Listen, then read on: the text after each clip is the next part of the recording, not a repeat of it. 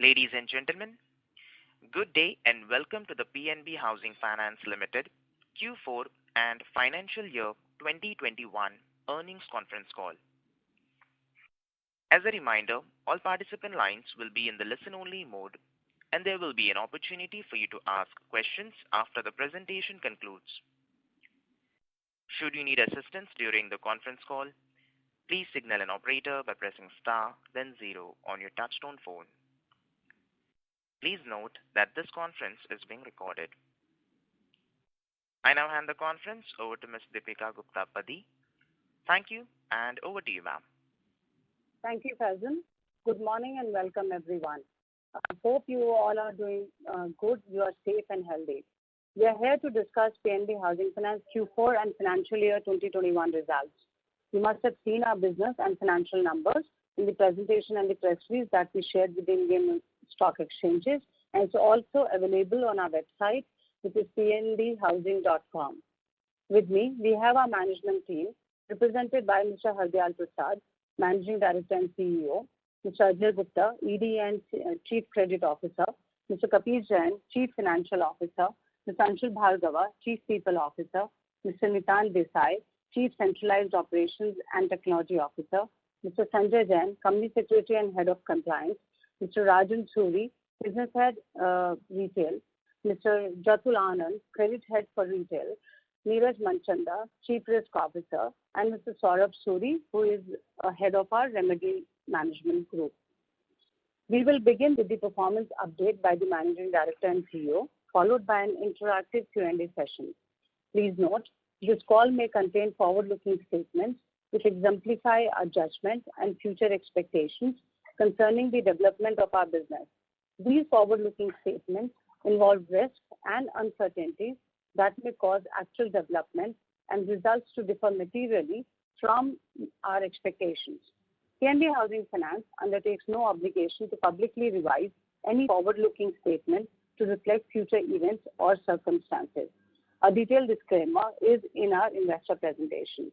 With that, I will now hand over the call to Mr. Hardayal Prasad. Over to you, sir. Thank you, Deepika and Faizan. Good morning, everyone, and welcome to our Q4 and financial year 21 results. On behalf of PNB HFL, I extend each one of you a very warm welcome. Thank you for joining us in the call in the early morning today. I'm sure that it must have been a challenge. Considering the spurt in the COVID cases, we all are actually talking to you from our homes, and I hope that you and your families are safe and taking due precautions from COVID second wave. Stay healthy, stay safe. To start with, I would like to appraise you on the strategic priorities laid out by the company during the last quarter and presented to you. As I had mentioned in the last quarter, that we will share the monitorables under each focus area.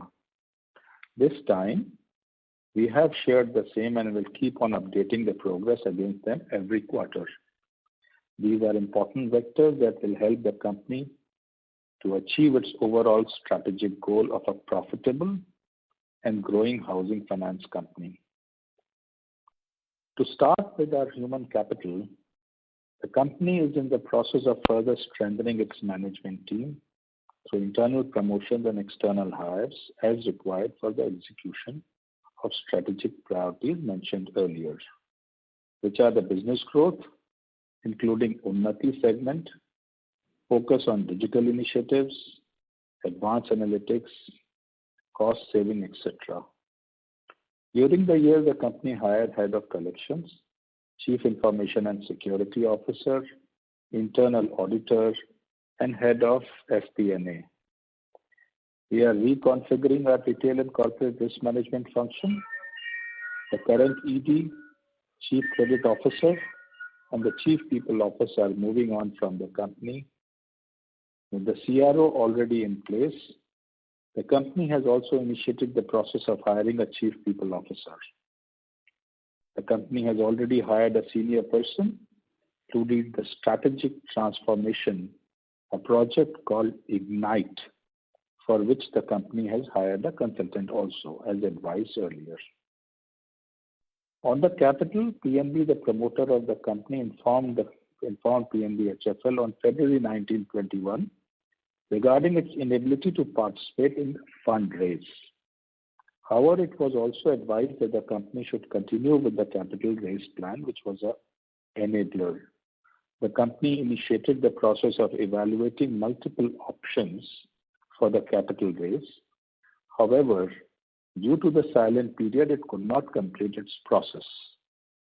A capital raise is being considered primarily to reduce leverage and accelerate the growth, especially in segments such as self-employed and affordable housing loans like Unnati, where the company has developed strong niche in terms of distribution network, underwriting capabilities, and servicing. The CRR as on 31st March 2021 is comfortable at 18.73. At the last meeting, we also spoke about the advanced analytics, and with the advanced analytics across functions, we are integrating everything so that our digital journey is seamless. The company has strengthened its underwriting and collection team and added external vendors to enhance its reach on the ground. The collection efficiency for retail books stood at 98.2% for the quarter ended March 21. On the corporate accounts, the Remedial Management Group is relentlessly working towards accelerating resolution of corporate accounts. The company resolved few large accounts during the year with nil haircuts. The company has seen significant resolutions in the corporate book, NPA accounts, including a large NPA account. As a prudent measure, the company carries 14% provision on the loan assets in the corporate book, with coverage ratio of 60% in stage 3 accounts. During FY21, the company sold and received accelerated payments of approximately 1,880 crores. The corporate book has degrown by 19% in absolute terms over the last 1 year and 34% in absolute terms in the last 2 years, and stood at 11,786 crores, which is approximately 16% of the AUM as on 31st March 2021. Over the last few months, we have undertaken various initiatives in the digital space to enhance productivities and bring in cost efficiencies in the system. As part of the transformation, the company introduced ACE, our online sales platform, in October 20. The company has seen an increasing trend in the digital logins through ACE from 2% in October 20 to 28% in March. Going forward, the company will ensure that everything is seamlessly integrated right up to the collection stage. As a retail-focused housing finance company, we will leverage our expertise in self-employed and mass housing, especially Unnati. The Unnati book contributed to 10% of the individual housing loan disbursements. The company remains excited about the co-lending opportunity for which it has tied up with the bank and is looking forward to good opportunities emanating from there. The GNPA of the company stood at 4.4% as on 31st March on loan asset basis. Retail GNPA stood at 2.52% and corporate GNPA at 12.65%. Higher delinquencies on account of COVID-19 disruptions and degrowth in the overall portfolio resulted in increase in GNPA during the years. The company has made adequate provisions in the book, and our total provisions to total asset is at 4.09%. Talking about the liabilities, the company is seeing a downward trajectory in the cost of borrowings quarter on quarter. The company during the financial year has worked aggressively on prepaying and renegotiating its higher cost borrowings. The incremental cost of borrowings for FY21 stood at 6.8%, registering a decline of 167 basis points versus FY20. To look at the financial performance, The profit has gone up as against the net loss in last year. The spread, net interest margin, the gross margin, all these have shown a positive trend. As we go forward, I would like to open the floor for questions and answers, and the whole management team is sitting over there to respond to you directly as you ask these questions. Thank you very much, and you are welcome to ask questions from us. Thank you very much. We will now begin the question and answer session. Anyone who wishes to ask a question may press star and 1 on their touchtone telephone. If you wish to remove yourself from the question queue, you may press star and 2. Participants are requested to use handsets while asking a question. I request to all the participants to restrict their questions to 2 per participant. If time permits, you may rejoin the question queue for follow-up questions. Ladies and gentlemen, we will wait for a moment while the question queue assembles.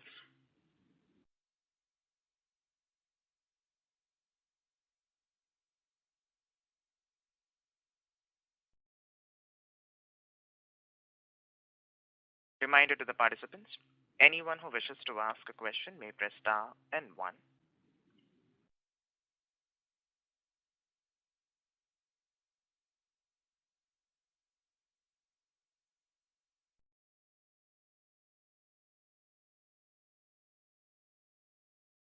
The first question is from the line of Amit Ganatra from HDFC Mutual Fund. Please go ahead. Yeah, couple of questions from my end. One is that in notes to accounts, there is some disclosure about restructuring. It's mentioned as personal loans restructuring. Can you clarify what this restructuring relates to? That is my first question.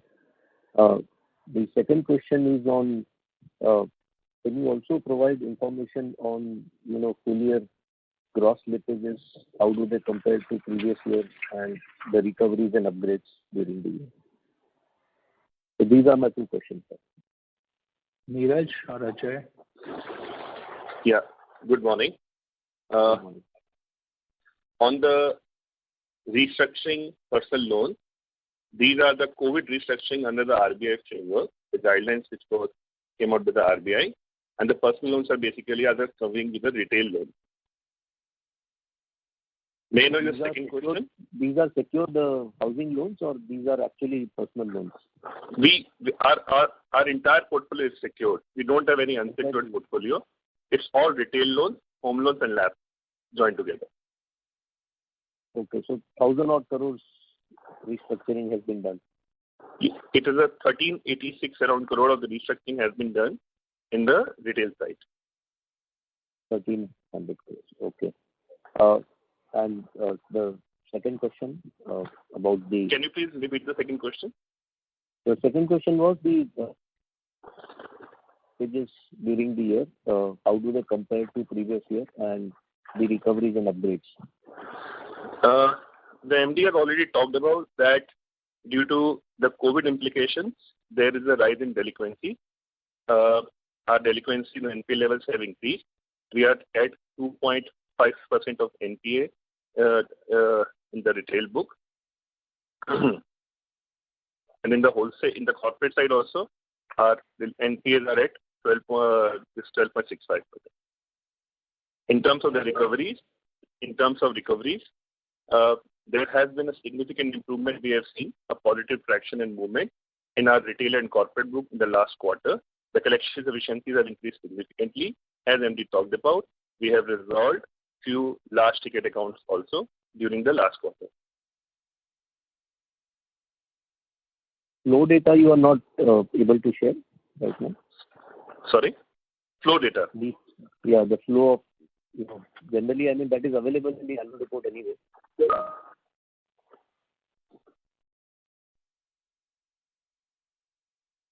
Hello? Hello? Yeah. So flow data you are not able to share? The flow of slippages? How do they compare to last year?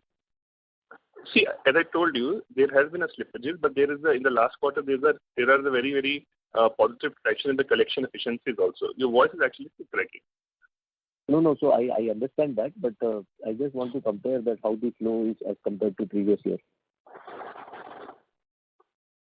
Yeah, I think what you want is what are the additions to NPA and what are the resolutions to NPA, and hence how the position of net NPA at the close of the financial year. Correct. I think we don't have it right now with us in that format.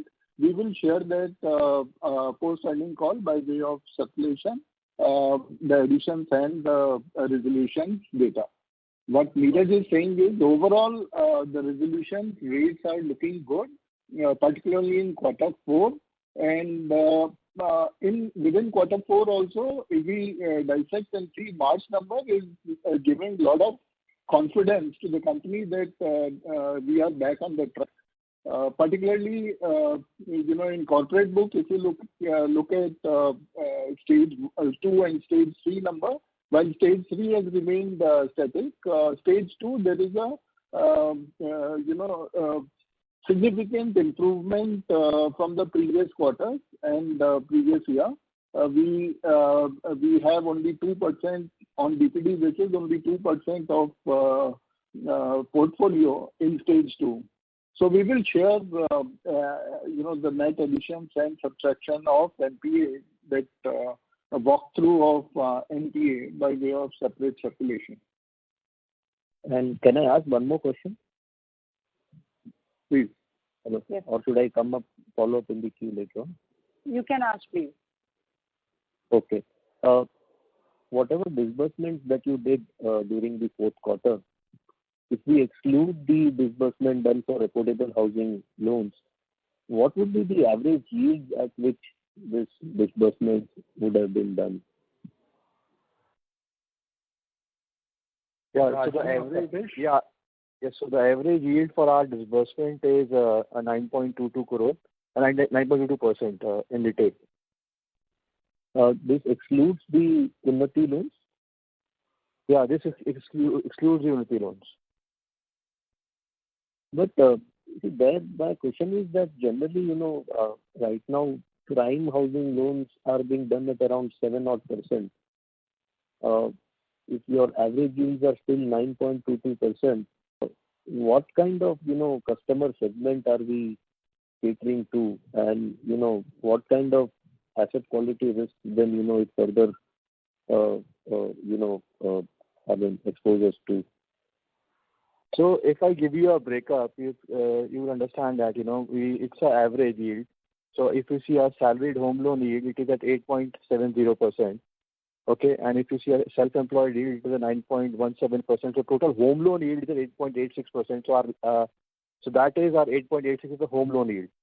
And the LAP yield is 10.05. So average out will become 9.22.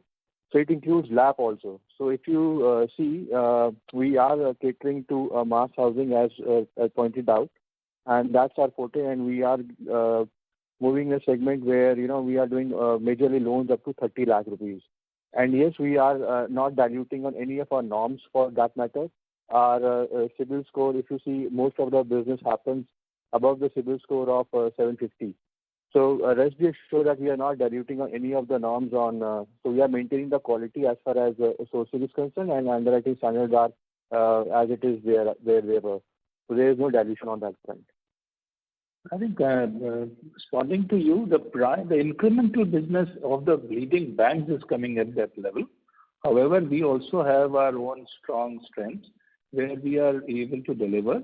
And our interest rates have always been different than the interest rates of some of the leading banks.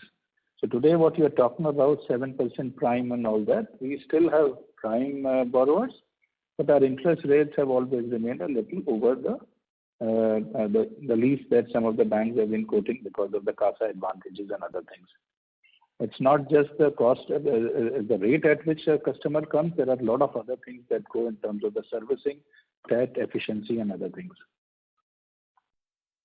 And if I may respond, okay, you're done. Okay.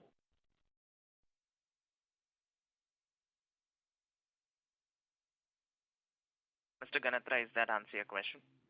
Yeah. Thank you. Thank you. The next question is from the line of Abhijit Tibrewal from Reliance Securities. Please go ahead. Yeah, hi, good morning. Thanks for taking my question. My question is around your corporate book. So if you look at your last quarter reported GNPA, obviously they were pro forma numbers, but seems like there has been a slippage of about 300 to 400 crores during H2 of the last financial year. Can you talk about the corporate account which has slipped? Saurabh? Sorry. Yeah.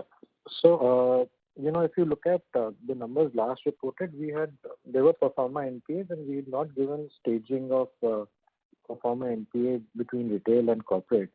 So there has not been major slippages. Those percentage do not sound right because basically they are on reducing book, but there have not been major slippages. I think there's just one account which has got slipped between Q3 and Q4. Otherwise, we've been able to hold on to rest of the slippages and actually pull them back to stage 1. Okay. And what was the quantum of this account which slipped during Q4? Around 300 to 400 crores? No, it's about 150 odd crores. Then, how does it, kind of explain that your absolute corporate GNPA, which was about 1,200 crores as on Q4 last year, has moved to about 1,500 crores in Q4 this year? Yeah, so there have been resolutions. There have been resolutions as well in the corporate side. So accounting for those as well. So the net effect basically is movement to 14. So we were 1089 crores as on 31st March 2020, and we moved to 1490 crores as on 31st March 2021. Which is 400 crores. Which is 400 crores. So there were pro forma NPAs which were being reported because of the Supreme Court embargo. And after that, so that was basically split into corporate and retail. So there was forward flows in that. So you're talking about these. So there is 400 crores of slippages overall in a year. I was talking about the financial quarter, Q3 and Q4. No, so even if you kind of compare year over year, right, there have been about 300 crores of additions to your corporate GNPA pool. Correct. They have been. Yeah. So 150 crores, like you suggested, was an account that slipped, I think, in Q4. The remaining 150 crores was another account that slipped during Q3. So during Q3, so that's what the difference is. Just a minute. So you're right. From March 20 to March 21, there is a delta of 291 crores. So this 291 crores also a net of resolutions made during the year. Cumulatively, it will be additions will be little larger to about 400 kind of a number which Saurabh mentioned. So there are two accounts or three accounts which have slipped from March 20 to March 21. Okay. And sir, you have not provided details of new accounts because, in your presentation deck, you actually provide a slide wherein you give out the corporate book remedial actions, the resolutions that you have achieved. But I don't see mention of any new accounts there. I think Vipul, which I think last slipped in Q4 of FY20 is the one which has continued to remain there. I don't see any new additions to the corporate book on your presentation deck. Yeah, so the presentation in the corporate portion, we have shown the resolutions which are underway. The new slippages which have happened in Q3 or Q4, and the team is working on it, and I think give us some time. We will also come out with the resolution plan for those accounts as well. The plans are already being worked upon. I think this is little premature to show what are the concrete steps we are taking. I think in next quarter or quarter after that, we will disclose what are the resolution plan for the incremental accounts also. Okay. And so in the interest of time, just one last question. So every Q4 you kind of give out disclosures on some voluntary SICR that you are kind of identify. So if I recall correctly, last year you had identified in your corporate book something around 400 crores and in this year you have identified another 900 crores. So what is the status of those corporate accounts which you identified under SICR in Q4 of last year? I mean, have they been upgraded to stage 1 or they kind of continue to remain there in SICR? And just one last question. I mean, one last question on your OPEX. I mean, a sudden sharp spike in your OPEX during the quarter, despite no branch additions. I mean, how do we explain this volatility both in your operating expenses and your other OPEX? So I'll answer the first question. First question basically is saying on SICR. SICR, just want to make correction. It is not 900, it is 875 crore. 5 accounts which management has identified. There is a significant increase in the credit risk. Now the journey between the last SICR and this SICR, the risk has fructified in the cases which we have identified in majority of those cases.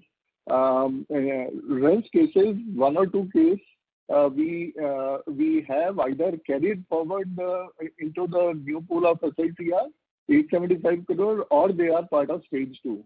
So SICR has a natural result of if on DPD basis the account moves into stage 2.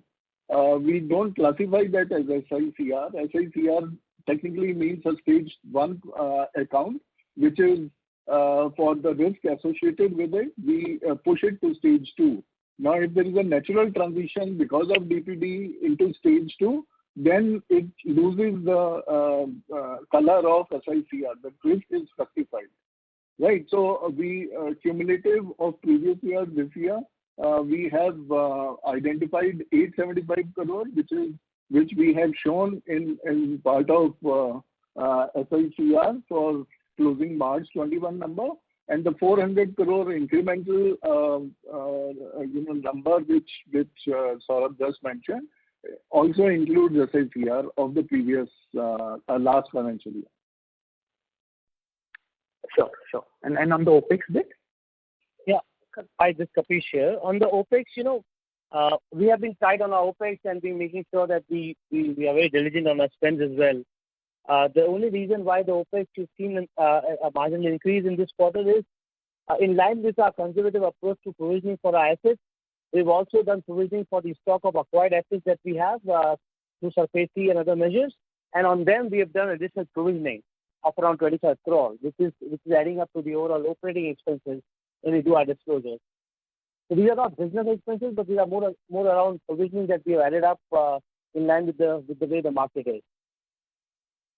So right, Kapish, just one last thing. So Kapish, you can also talk about that little write-offs and other things. So write-off is separate, but this is more on the line of the provisioning that we have done in the operating expenses. Yeah. So this provisioning on the SARFAESI assets reflects in your other operating expenses? Yes, correct. Okay, and the write-off that sir was talking about was broadly about 100 crores during the write-off for full year is around 83 crore. For the quarter, it is 50 crore. So again, we looked into our vintage assets that we hold, and we thought of cleaning our asset book while we continue to track them more specifically and separately as well. But the vintage assets is something that we wrote off this quarter as well. This was around 49 crore. Sure. Thank you so much. Wish you all the very best. Thank you. The next question is from the line of Nidesh Jain from Investec. Please go ahead. Thanks, sir. So firstly, what explains the sequential decline in Tier 1 ratio for us? Okay, what happened was our Tier 1 ratio is actually 20.60%. But then at year end, we actually did a fixed deposit investment in our parent company as an arm's length transaction. And then if you do a fixed deposit with a company in the same group, that 10% beyond your Tier 1 gets deducted from your overall own funds, and therefore the capital adequacy is appearing lower. Adjusted for the same, had we done this fixed deposit with somebody else, the Tier 1, the total capital adequacy would have been 20.6 to be precise. Otherwise, even if you see the gearing, it also come down. from 7.3 to 6.7. So overall capital adequacy would have only improved. Sure. And so what is the outlook on asset quality both in retail and corporate going into FY22? As I see, we have already made, we have been strengthening our provisioning for last 5-6 quarters, and every quarter we are having very reasonably high credit cost. So do we expect similar sort of trend to continue into FY22, or what is the outlook there? Ajay and Neeraj? Yeah. See, the last year, the company following a very, very conservative approach in its provisioning policy. As we have noticed that this time we have incrementally providing around 778 crore of additional provision for the financial year 21. Now, looking at the last year and going forward, we see a substantial improvement in the kind of a scenario and environment we are operating. Last year, we were not having any channel of resolution through a legal means. All of the recoveries were done manually through reaching out to customer. So this made us, our recovery a little difficult. But we see a lot of optimism. We are cautiously optimistic given the kind of a scenario, the emerging waves we are facing. And we are very, very certain, very, very positive that my forward flows will not be that higher what it was in the last year. And my resolution rates for the NPA would be far better than what we had experienced last year. Coming on to the corporate side, we have resolved the tough time 2-3 big accounts now, and that too, in the COVID times. There's a very good traction which we have measured in the last 6-7 months with the developer community, and we are very hopeful of those resolutions. But yes, it is taking time. It has their own processes, and we are very, very hopeful that in the next year, those positive reports will come out. On the provisioning part, we don't see that aggressive provisioning will be required. We have provided adequate provision, 14% of the provisions, and overall at the book we have a 4% provision. The retail is around 1.78, and the corporate is around 14%. That's good enough to meet any unexpected shock which we are facing. However, we are keeping our finger crossed. We are praying that this COVID wave, new emerging wave, should be very, very brief, and we are cautiously optimistic. Having said that, we have a good enough coverage to meet any unexpected shocks on that side also. Yeah. So just to supplement, if we look at our corporate book, 83% of corporate book today is zero DPD, right? Even if I add stage 2, it is 2%. So 85% book is out of, on DPD basis, out of stress. 13% book is NPA, and we have identified 7% of book, which is 800 odd crore as SICR. So we have a very good traction on corporate book. One of the large accounts, which MD mentioned in the opening statement, will get resolved in Q1 or maybe in July at the outset. So this will give a very huge 350 odd crore will vacate the NPA pool. Now coming to retail, the collection efficiencies have improved. The overall collection efficiency has actually reached the pre-COVID level. We are now at 98.3%, and pre-COVID level we were at 98.5, 98.75 kind of a percentage. The collection efficiency is giving a lot of confidence to us that we are on the right track. Now, even if I see average resolution rates for bucket 1, 2, 3, which is basically pre-NPA kind of a number buckets, we have seen substantial improvement there also. It is close to 86.5% average resolution percent. It was about pre-COVID, it was about 87%. So we are almost there. We have identified a pool of 3,500 odd crore, where the team is also, which is basically a moratorium pool, which team is doing a lot of traction in terms of resolution, etc. So net we have identified where the problem is, and we have resolution plans to address those problems. Now to your overarching question that how the performance will look like for the next financial year. These inputs will give a lot of confidence, is giving a lot of confidence to us that the portfolio will stood its mettle, and we will see improvement there. However, to further quantify, I think it is little too premature to assess COVID-19 second wave, its impact on overall performance of HFC. But as I mentioned from the recent past, we have confidence that we will be able to weather this unknown, pandemic. Thank you, sir. Last question is on credit rating upgrade and cost of funds. So we have done significant deleveraging in last 2 years. There has been a significant reduction in gearing. Tier 1 has improved. And I can see that the balance sheet has also been strengthened with the very high provisions that we are having on our balance sheet. So what is the commentary that we are getting, or what is the in our interaction with credit rating agencies? What is the pushback that we are getting for a credit rating upgrade at this point? The credit rating agencies look at a lot of vectors. Some of the vectors are extremely favorable, and they always look at the trend and they wait for the things to happen. This COVID, where you had COVID and then you have this COVID, things were improving. You look at the collection efficiency, you look at the numbers that we built in Q4. They were also very positive, that actually very clear guidance and very clear interest. Overall feed was coming that things should improve. However, these things keep on changing very, very fast, and rating agencies look at a lot of things. If you really look at the rating rationales that come out, one of the most important thing that is that what is our legacy, and I think that comes out very, very strongly with the second largest public sector bank, PNB, as a promoter. The resource, the kind of fundraising that we do is strong, very, very strong on that issue, and that comes out very, very favorable in terms of that. The availability of brand, which is something important, is again a very important thing. These are actually all pluses that if you look at it. However, there are a lot of other things also that they look at it. Obviously, you have been raising this issue about on the asset quality. They will wait for it. They are seeing traction.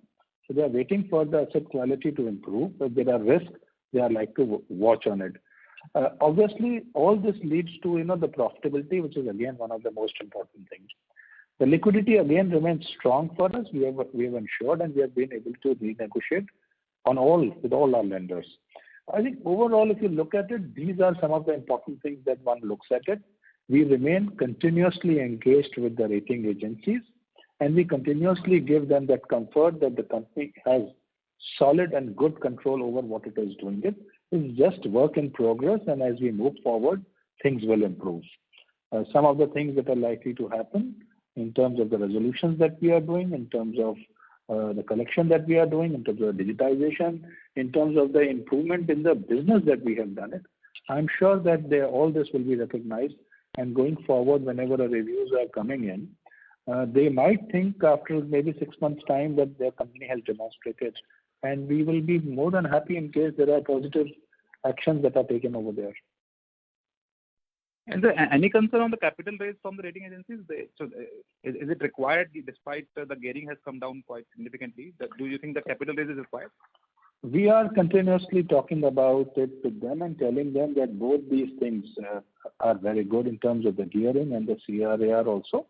We also spoken to the regulators that when you say it is 12% gearing, which is acceptable to you, the rating agencies have been actually asking for lower. However, we have continued to build on both these things, and if you look from March 20 to March 21, both of them have actually made significant progress. This is what we will continue to do. We are mindful of the fact that what the regulator says, similarly mindful of the fact what the analyst and the rating agencies talk to us. So right now, I think things are doing pretty well in terms of all these vectors, and we remain totally committed towards the growth that can come in because of these things, especially on the affordable housing side, Unnati in particular. Sure, sir. Thank you, sir. That's it from my side. Thank you. Ladies and gentlemen, in order to ensure that the management is able to address questions from all participants in the conference, please limit your questions to 2 per participant. Should you have a follow-up question, we would request you to rejoin the question queue. The next question is from the line of Ashish Agarwal from Pareto Capital. Please go ahead. Good morning. Thanks for taking my question. So actually, I had one question and one clarification. The question was, you have mentioned about the quarterly movement of pro forma GNPA to the actual reported GNPA from quarter 3 to quarter 4. And I think you've also given the breakup of retail and corporate GNPA moving from FY20 to FY21. If you could give some sense on how the breakup is for retail pro forma NPA to current reported NPA from Q3 to Q4. That was one. Ajay, if you can.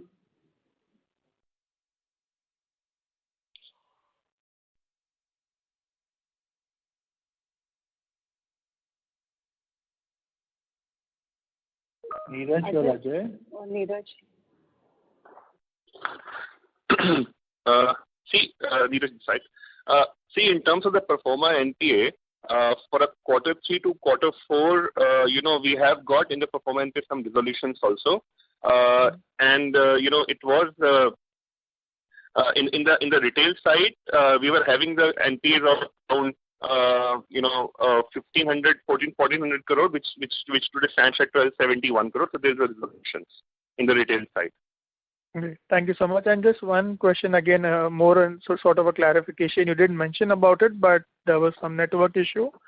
The current trends that you're seeing as of the current month so far in terms of sanctions, inquiries, and collection efficiency. Thank you. That's all from my side.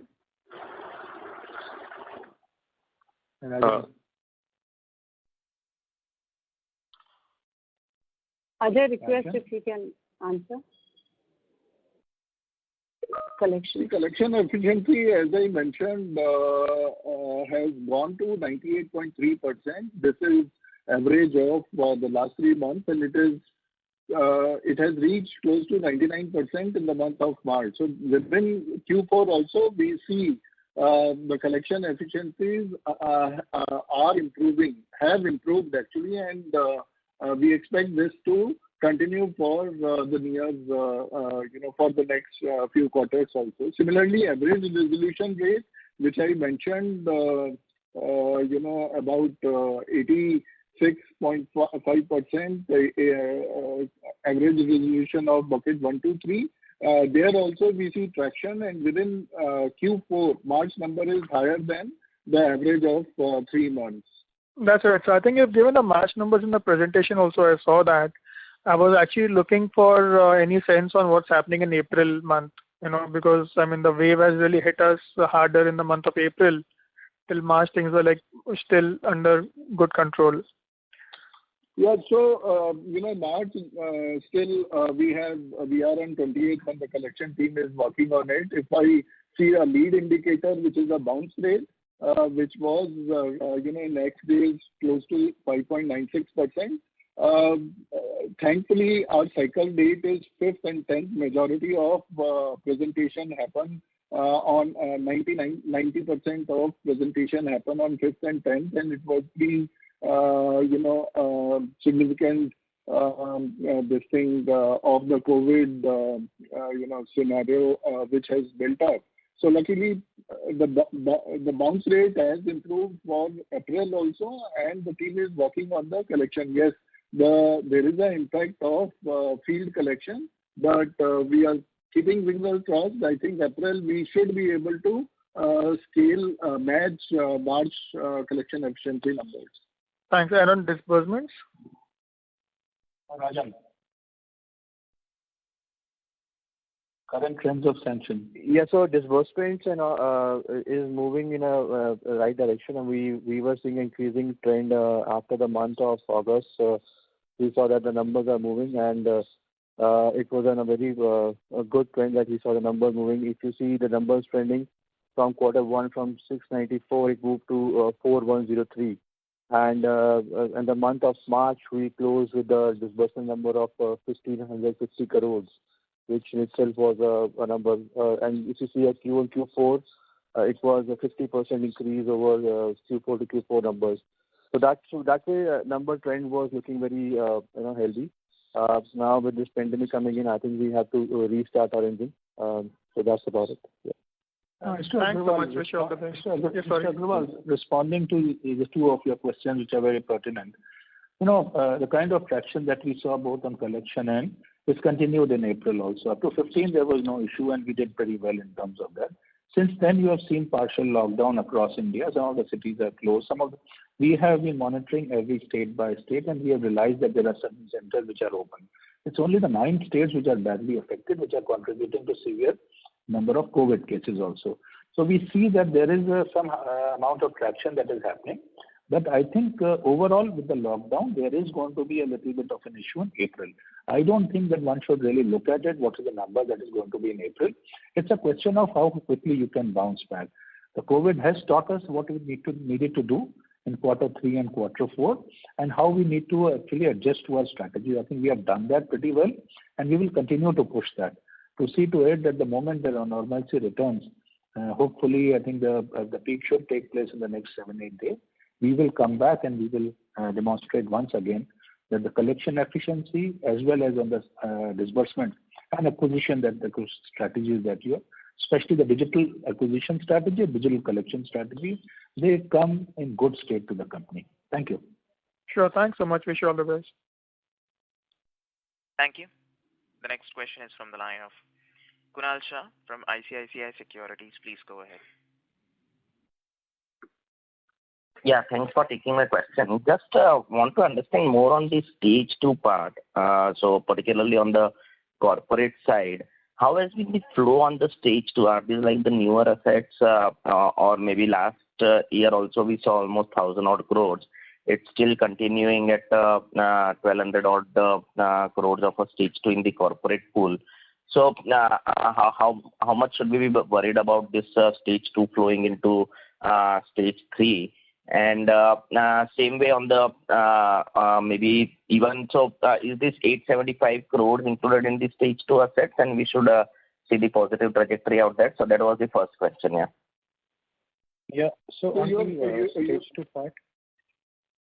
So our stage 2 today is actually just 2%. The SICR, which is actually stage 1 today, is something that we've identified and classified as stage 2 today, so that we can we are seeing a significant increase in credit risk in those accounts, and we very, very forthcoming we come and say that these are stage 2 accounts for us, and we provide for them. And at the same time, we are working very closely to resolve the issues underlying those accounts. So but we are very forthcoming in saying that the stage 2 is very very minimal at 2% today. But the stage 1, 875 crores, which you rightly pointed out, is stage 1 today, and we classified as stage 2. So sorry, stage 2 you are highlighting 2%. I'm talking about the corporate portfolio. Yeah. So is it 2%? Including the SIC? It is 1,200 crores, which is 10%. Na? So Neeraj this side. Hello. The stage 2 which you are talking about, 1,200 odd crores, including of the SICR. Now SICR is 875. So coming on to the, what kind of a forward-looking statement you want, let me tell you, as I told you about, it is a process which we have to follow in our recovery and resolution for a corporate finance. The way we have resolved certain accounts with the COVID around it, I'm sure going forward in the next year, there will be a good resolution. And in terms of the provisioning, they are adequately provided for it. I mean, if you look at the 875 crore, we are around 35-36% already provided, even if more than that. So there is nothing to be worried in the sense that, on the provisioning side, on the resolution side, we are very much confident, we are hopeful, and when we are providing SICR, it means that we are already in terms of the permanent resolution and curing of those accounts. I think, Kunal, what they're trying to say is that if you remove the SICR, which Ajay had mentioned previously of 875 crores, which we feel that we need to keep on monitoring, it is actually a zero DPD, which means that it is in stage 1. However, we felt that it was necessary that we should accordingly do it. That's the reason that they are continuously pointing out. that we remain confident of handling this, monitoring it, and hopefully things should, if COVID really doesn't come back in the same way, definitely should be in a position to actually deliver on the work that we are doing. Sure. And this collection efficiency, which we are highlighting at 98.3 and 99% for March. So how is this? This is retail corporate, including maybe how should we look at this number? Because on the other end, we are saying that it's like 83%, which is there, which is zero DPD.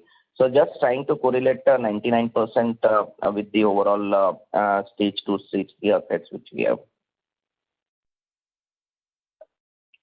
You're trying to compare apple to oranges, actually, because overall, these are two different matrices. When we say 99%, we are only talking of retail. Corporate, actually, it is more than 100% because there are, by way of natural, escrow mechanism and sale traction, we receive in a normal course higher than the billed amount, right? So that's why collection efficiency for corporate, we don't mix. When we talk of collection efficiency, it is more granular and related, a concept related to retail. So if you're asking me a bifurcation, 99% is retail and over 100% for corporate.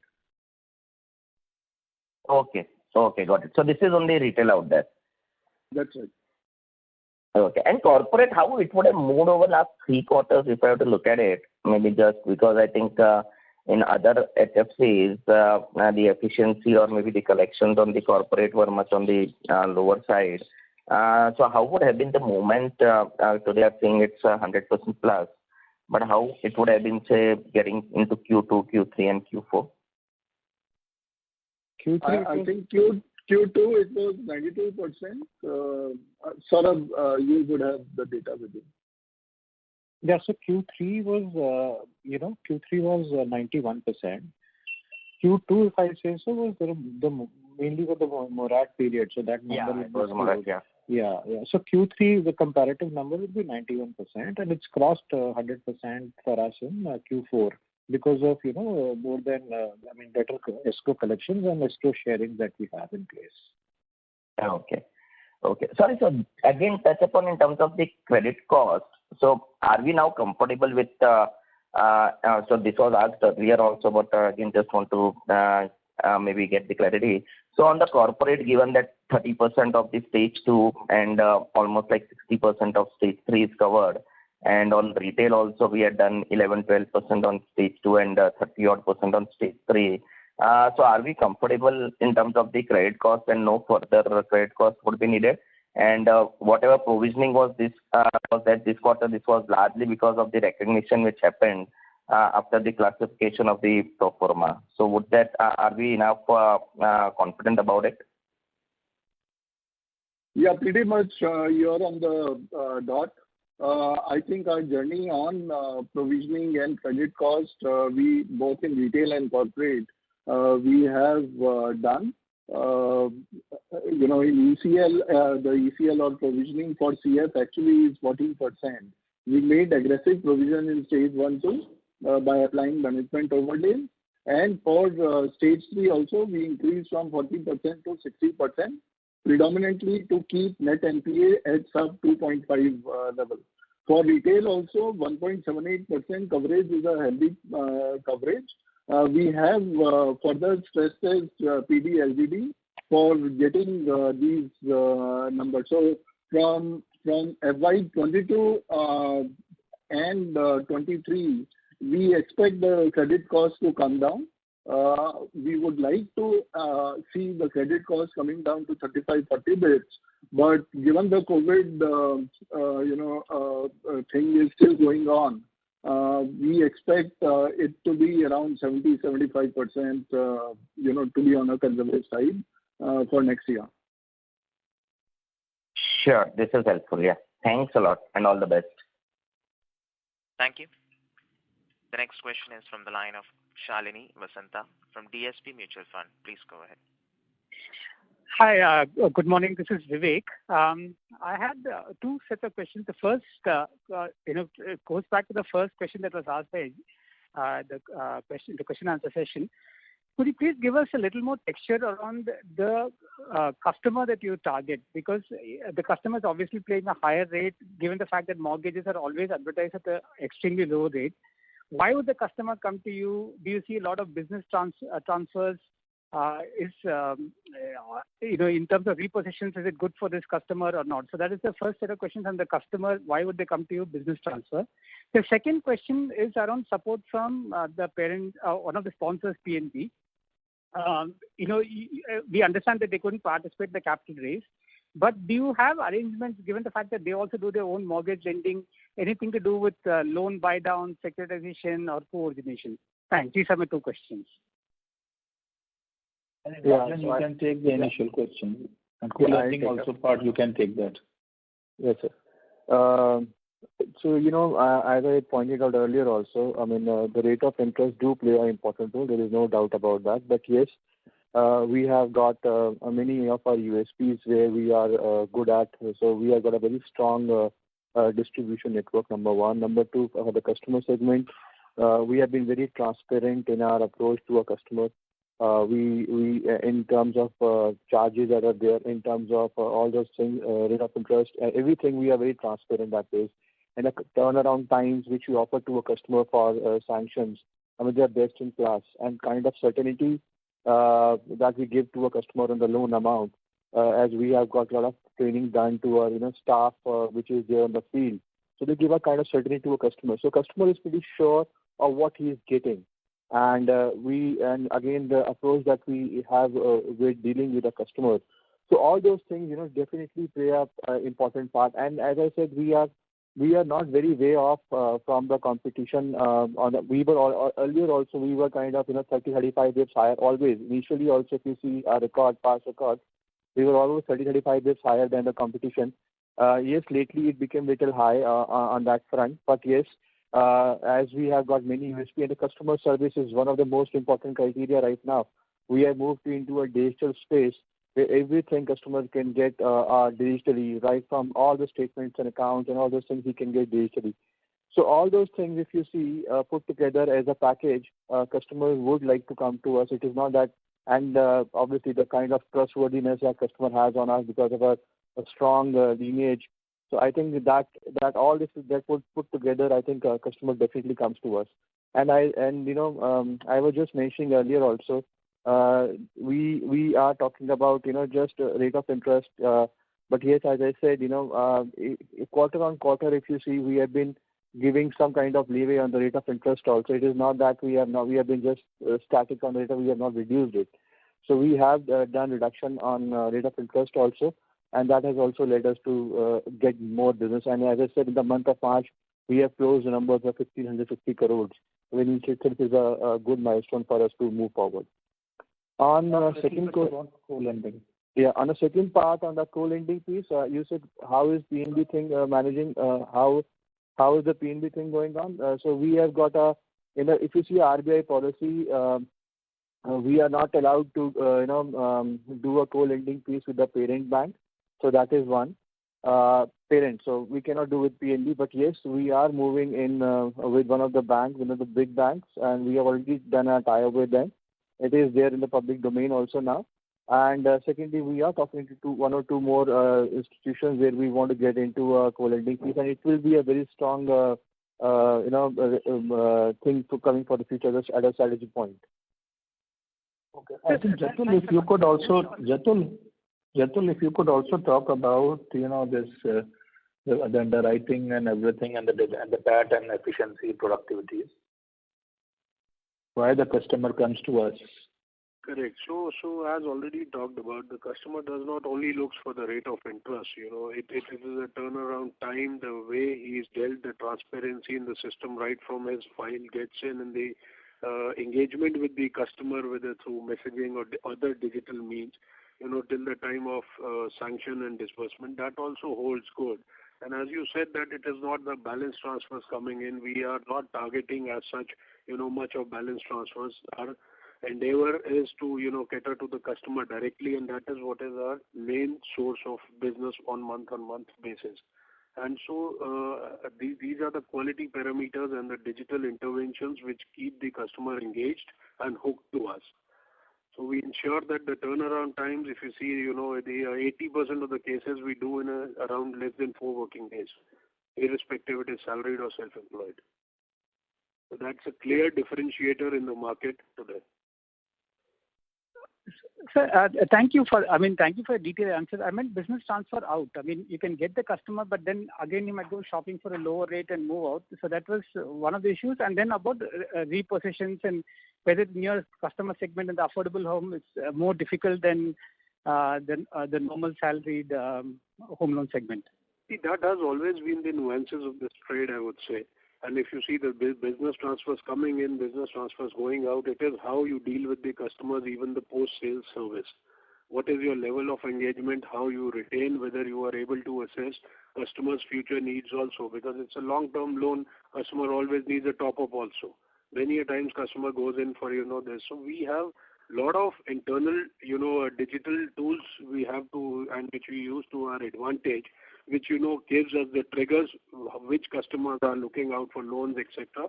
So our retention team proactively engages. So in-house recipes are there, to arrest this thing. And so we don't see that, because of rate of interest, the customers goes out. I think, Vivek, there will always be this, sometimes this push towards the interest rates. However, we are seeing that, and there have been, and I'm not saying that there are not more, but actually we are realizing that people are looking at many other things also over and above. It's, the CAT is there. Very importantly, whether your loan is being properly judged on in terms of the amount of loan, especially in the self-employed and other things. So I think the company has a wherewithal, it has strong bench strength, and it does a good job in terms of finding out that what should be the right amount. Giving loans which are lower than what it should get and everything. I think these are some of the strengths of the company which holds it in good state. I'm sure that interest rates also, as we move towards a different environment, these things will also, we have already brought down the differentials to the pre-COVID levels. We'll continue to do that. Thank you, sir. That was very useful, and good luck, sir. Thank you. Thank you. The next question is from the line of Subramanian Iyer from Morgan Stanley. Please go ahead. Yeah, thanks for the opportunity. I had a couple of questions. So one is, if you could split your restructured portfolio into stage 1 and stage 2, the way it has been classified. So that was one question. The other question is that you spoke about a large resolution in the first quarter. So what is the kind of LGD you are expecting that, and should we expect some substantial provisioning release there as well? And finally, my last question is on the incremental retail lending that you are doing. What is the budgeted credit cost in that business? Is it the 35-40 basis points that you earlier mentioned? Yeah, these are my questions. Go ahead, Neeraj. Yeah. Hi, Mr. Subramaniam. Okay, talking about the restructure cases, all restructuring has been done under the COVID framework of RBI. We have got a 1386 crore odd of restructuring in the retail and 337 in the corporate. Out of 1386 odd crore, 250 crore odd crore is classified as the stage 2 and rest in stage 1. In corporate, 337 in stage, out of 337, around 100 crore in stage 2 and rest is in stage 1. Your second question was on the credit cost, on the big account resolution. See, we have been conservative in our approach, but at the same time, we are adequately provided for. We have already built in the cushion. Let me tell you that whatever cases have been resolved so far in the corporate side with the nil haircut, though we are holding a very, very significantly high kind of, coverage ratio, 50%, 60%, 65%, but we have not experienced any haircut in all these cases. Got it. Thanks. And lastly, on the budgeted credit cost in the new retail lending that you're doing. Busted credit cost in the retail lending. What do you mean? I mean, can you please clarify on this? Yeah, so there would be basically a certain credit cost which you will be budgeting in your product program, right? So if you are, say, maybe lending at 9% yield or say 8% yield or so, there will be certain credit costs you will be budgeting to see annually, maybe 25 basis points, 50 basis points, depending upon the risk profile. So, okay, pricing. Yeah. You're talking about the pricing. Okay. Yeah. Kapish? Rajan? Okay. See, these credit costs are already part of the modeling which we are doing in terms of, ECL and everything. So this is already baked in. I mean, if you look at the pre-COVID level numbers, those are actually on an average credit cost which we are building it up. Okay, got it. So you might be modeling around 35-40 basis points that you mentioned earlier that you would have liked to go back to in the next year. We cannot compare actually these COVID times with normal kind of our pricing mechanism. As I told you, whatever we are building it up pre-COVID times, that is part of the pricing policy. These are the special times. I mean, if you look at a macro factor in March 20, everybody was talking about contraction. It doesn't mean that I will start building up those macro contraction and negative 10% contraction in the pricing. So whatever was there in a pre-COVID time, that is a part of the pricing policy, and it is not a matter of. And also it depends on the kind of profile you are getting. We have got an internal scorecard model where we do the assessment and the pricing piece is already part of that. Got it. So I think, Yeah. Thanks for the answers and wish you all the best.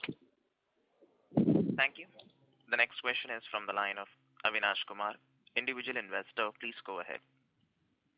Hi, sir. My first question is, can you tell us what is the collection efficiency without including prepayments and overdues? And further, if you can give a breakup of retail and corporate as well.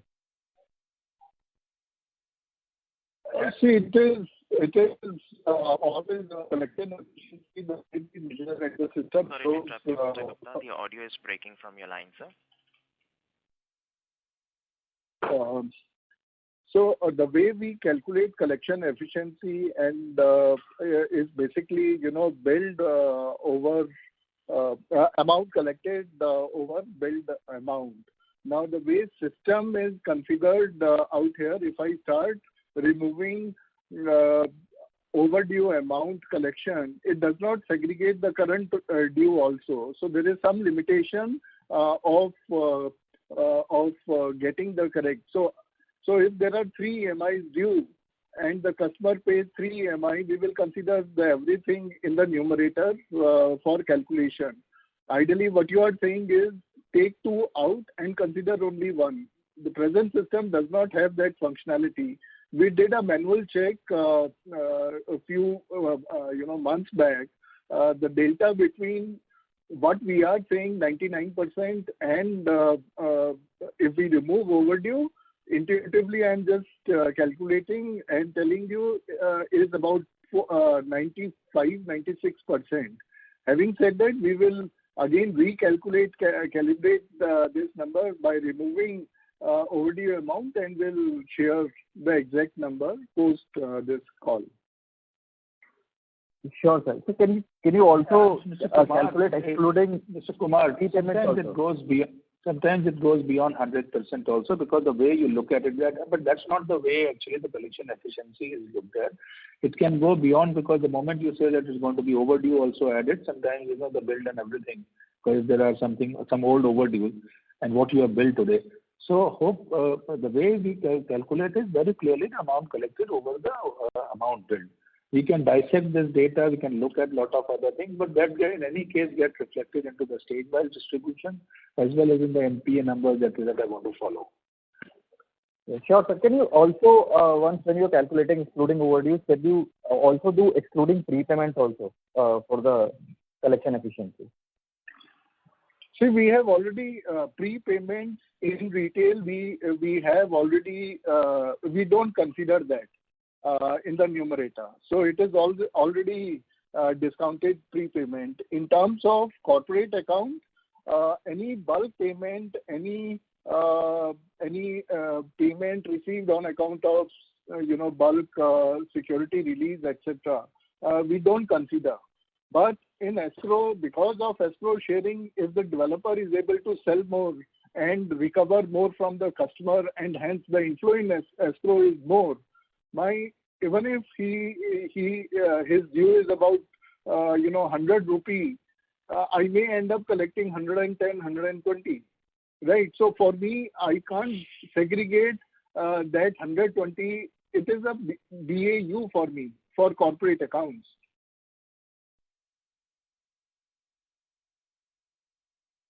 Any prepayment in retail which is easy to segregate, we don't consider when we do our collection efficiency number.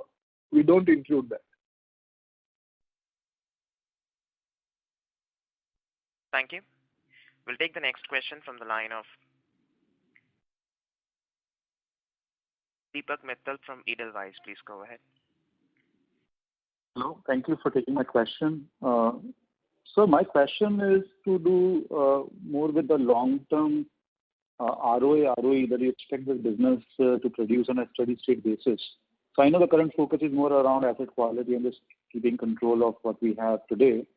But if you sort of think, 1 or 2 years forward from here, hopefully we get to a normalized situation.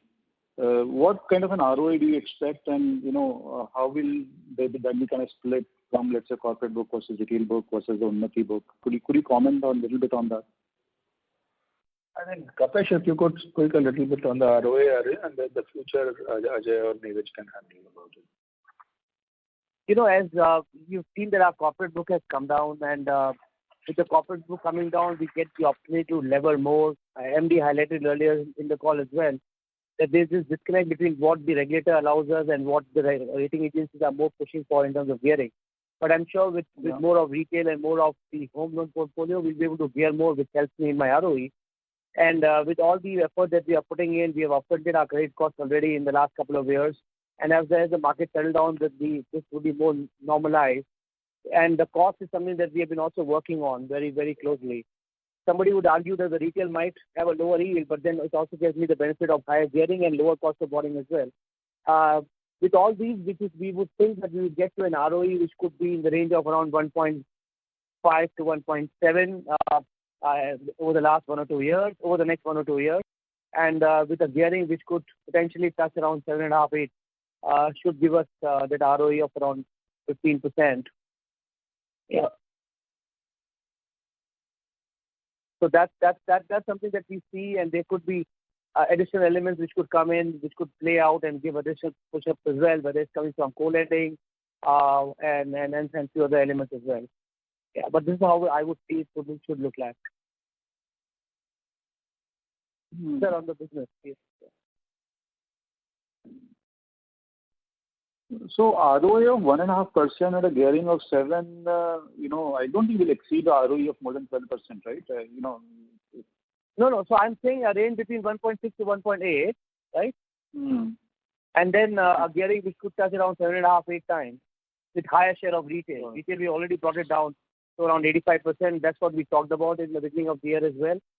And with more sell down and normalized layoff in the retail book, we should be touching a single year corporate book in a couple of years' time. And that should help us to gear more as well. Sounds good. Well, thank you so much. Thank you. Thank you. Ladies and gentlemen, in order to ensure that management is able to address questions from all participants in the conference, please limit your questions to 1 per participant. Should you have a follow-up question, we would request you to rejoin the question queue. The next question is from the line of Onkar Gogardare from Sri Consultancy. Please go ahead. Yeah, for the upcoming 1 or 2 years, what kind of loan growth you are targeting? And what would be your approach regarding this? It would be great if you answer this first question. I'll ask the second question after that. So, in terms of the loan growth, we are very optimistic in terms of the growth rate. If we are talking about, I can't give you a forward-looking statement on this, but I can tell you we are very optimistic on the growth rate, as we will be looking around growth rate of, say, somewhere around the range of 50 to 60% from here onwards. That is what would be our growth rate from here in terms of the FX disbursements. And yes, on AUM front also there will be we are expecting a growth rate of around single-digit growth rate in terms of AUM, and probably from next year onwards, say FY23, we will be at some double-digit growth rate. So that way we are positive, and I think business will look much more stronger in coming next 2 years. So we'd like to split this. One is actually corporate, which we have very clearly decided that we are going to run off this book, which was in 2019. The company decided, and we have demonstrated it also that we are continuously reducing the book. Now coming back to the retail, obviously we have had our own challenges in terms of the interest rates, borrowings and other things. So we're continuing to monitor this portfolio. Our intention is very clear in terms of. So one is that we have also quarter 4. We have got back the zing with increasing our disbursement from 2,600 crore to 3,900 crore. It's a 50% increase. We expect that we are going to continue to grow like this. Our intention is to grow at least as the industry is growing at the level. But if possible, going forward at some stage, yes, we will also like to cross it. There is one very strong element that comes about, is our focus on this affordable housing, especially on the Unnati. If you would see, we have been gaining ground on that, on the affordable as well as on the Unnati, and our progress is very good. Now that's another segment which is going to propel some of the growth as we settle down with the new infrastructure that we are setting up, and that will take us forward in terms of the numbers that you are looking. I would not like to give you any forward-looking statement at this stage, but going forward, we have shown it in March 19, March 21 numbers, and we'll continue to build on it. But for these kind of black swan events that keep on happening, we are sure that we will continue to keep our business absolutely in focus and grow. So earlier you mentioned about loan growth of about 15-16%, if I heard you correctly.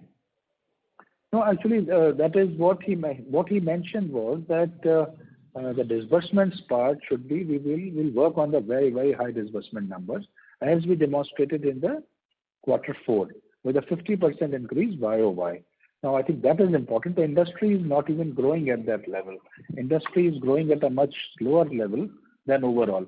However, once we settle down with the COVID and the demand for housing, which is showing a major shift in the way people are looking at the acquiring of house, we will see that there is going to be a major shift in the way the overall housing finance and the mortgage industry is run.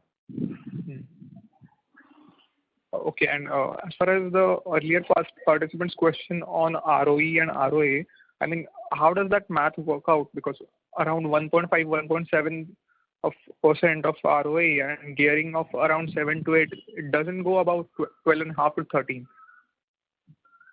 No, why will it not? I will have my own capital as well. So it will touch 15, sir. Oh, sorry, I could not get you.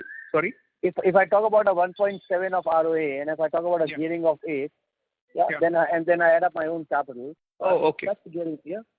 Correct. Okay. Thank you very much. Thank you.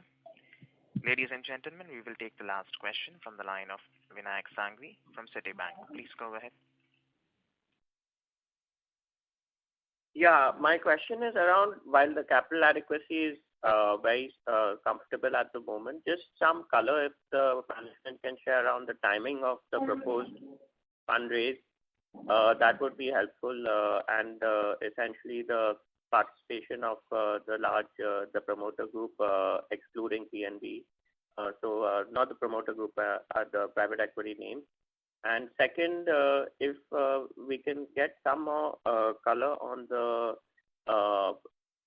breakup of the corporate loan book in terms of the larger borrowers, maybe the top 10 or 20 names, the exposures. What percentage does that form of the book? Okay. In terms of the capital raise, I would not be able to comment on the large shareholders or any of the entities who would like to come about in terms of the capital raise and what would happen. However, as you are aware that we were waiting for the capital raise participation of PNB, and 600 crore was earmarked. Since then, but after the permission was not given, we have initiated the process of evaluating all options and modes for the funds raised, but we could not actually actively engage with everyone because of the silent period. And the silent period actually ends within a couple of days, and we would initiate the fundraise process soon after the end of silent period, and will update you regarding the progress. In any case, our current CRR at 18.82, Tier 1 at 15.52, and gearing at 6.3. This is good enough. And if you factor in the 1,700 crore, the amount that we kept with PNB, it goes up to almost 20.6. So I think that is what is important for us, that we will continuously engage with everyone the moment our silent period is over. In terms of the breakup of the corporate book, I think Saurabh or Ajay can actually respond to it. Yeah, sure. On the top 20 developers, these are marquee names in the industry, and that constitutes 69% of our corporate book as on March 21. We've actually brought down this part of the book as well. We deleveraged it by around 12% from March 20 numbers. So this is what the top 20 developers look like. It's around 8,200 crores as on March 21. It is important to understand the kind of developers that we have. They are strong developers. They have name. They have demonstrated. They have abilities to. It's just a question of the way the COVID pandemic happened that there were these problems. However, most of the top 20 developers that you see, we continue to remain very, very engaged. We have worked very, very hard with them in terms of either clearing it, or we are trying to or recovering the amount wherever it was possible. Yes, there will be issues because of the the sales either not happening or the workers not be there to complete the projects, and that however we are very confident that the corporate book control that we exercise today is far superior than what we had about a year back and during the COVID time. I think that is more important, whether we are in a position to have a good handle over the corporate book. Sure, sir. Thank you. So what would be the average ticket size of the top 20 of the 69%? See, we can give you an average ticket size, the component wise. So for construction finance, it's 160 odd crores, construction finance book. But it's very difficult to give an average size for top 20 developers. We'll give you that number offline. Actually, we don't have it handy. Okay. We'll give you that. Thank you. Thank you. That was the last question for today. I would now like to hand the conference over to Ms. Deepika Gupta Padhi for closing comments. Thank you everyone for joining us on the call. If you have any questions unanswered, please feel free to get in touch with Investor Relations. The transcript of this call will be uploaded on our website, which is pnbhousing.com. Thank you. Thank you everyone. Thank you everyone. Thank you.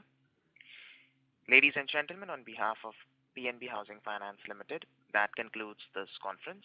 Thank you for joining us, and you may now disconnect your lines.